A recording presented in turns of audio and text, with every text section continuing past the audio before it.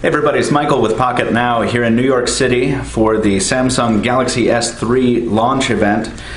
This is just a really quick and dirty video. I'm working with camera audio, there's no editing. This is just going up very raw so we can show you a very quick impression of the US version of the Galaxy S3. I have the international version, the AT&T version, and the Sprint version here with me. I'm just going to do some app launch comparisons. Maybe a benchmark if we can get a data connection to work for long enough. Just going to give you a feel for how these devices are similar and how they're different. Like I said, there's no editing in this video, so there's nothing to cover up this really ugly pan we have to do here, but that wasn't too bad. Lock this up. And here are our three devices for the day. This is the international Galaxy S3 that I've been working with for a couple weeks. This is the AT&T version. This is the Sprint version. Obviously, from a hardware perspective, there is not a lot different with these devices. In fact, they are identical. They are effectively identical. I can find no visual differences in them except for the Qualcomm sticker on top of the branded versions here. But they are all powered off. Here's the international. Here is the AT&T version, here is the Sprint version. There are some significant differences under the hood. The international version here has a Samsung Exynos quad-core processor with 1 gig of RAM, but the US versions are each rocking the the Snapdragon S4 from Qualcomm, which is a dual-core processor. The advantage is LTE. The disadvantage is the loss of 2 cores, obviously, but these are backed up by double the RAM. There are 2 gigs of RAM in each of these devices, which Samsung informs us is an industry first, so that's a pretty cool thing. We're going to try a boot test here. It's really hard to press 3 buttons at once, but I'm going to give it a shot. 1, 2, 3. Wow, that was pretty good. Okay.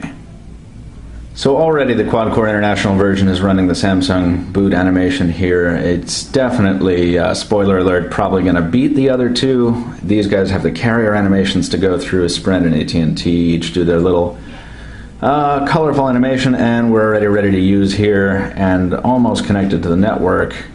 And now we are connected to the network on the international version, while the carrier versions, here we go. These guys just woke up and became usable. So obviously there's that. As I'm mentioning, we have some data issues here. These two units, one of them is connected to the network, the other is not, but I'm having some Wi-Fi trouble here at this particular venue. So I want to just do 1 or 2 app launch comparisons to show you the speed of app launching and how it's similar. 1, 2, 3 for the camera. 1, 2, 3, boom.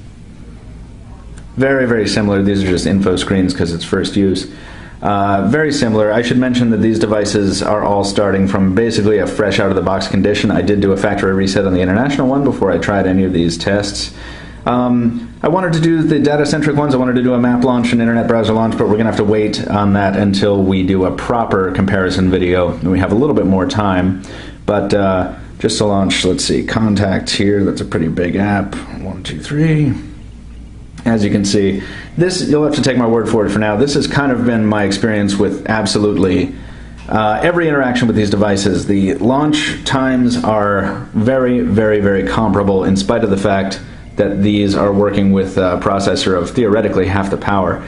Maybe because of the extra gig of RAM in each one, I'm not sure. Like I said, we'll get into that more a little bit later on. Now let's see if we can pop open one more app for you. Let's see if we can do the gallery, the graphically intense gallery application. Oh shit. Well, sorry about that. I beat myself to the punch on that one, and there we are. So that's that. Let's see if we can get the quadrant benchmarking application to run here. 1, 2, 3, boom. Now we're going to run every type of benchmark there is on these devices, but for now, so we don't have a 10-minute video showing you a bunch of 3 phones running a bunch of benchmarking apps, we'll just go ahead and run quadrant. 1, 2, 3, boom. And there that goes. And I'll run the other tests off camera, and I will include the results of Linpack and Antutu and so forth in the post at pocketnow.com. So here, in a processor-intensive application like Quadrant, we're obviously seeing that the quad-core device running at a higher clock speed is just a little bit ahead of its brothers. I'm seeing the usual Doom-like animation here, and while these are running, just show you the back of the device again very, very carefully. Once again, the international version. This is the Carrier-branded AT&T version, and the Carrier-branded Sprint version. Interestingly, the Carrier versions have the Galaxy S3 branding at the bottom here, whereas the international version does not. If you're interested in those kind of things, devices are now going to warn me that the results have to be sent to a web service to compute the final score. Yes, I would like to proceed. I don't think it's going to let me proceed because I'm not connected to a network here. Oh, there we go. I was connected to that one. See if I can connect here to my own hotspot.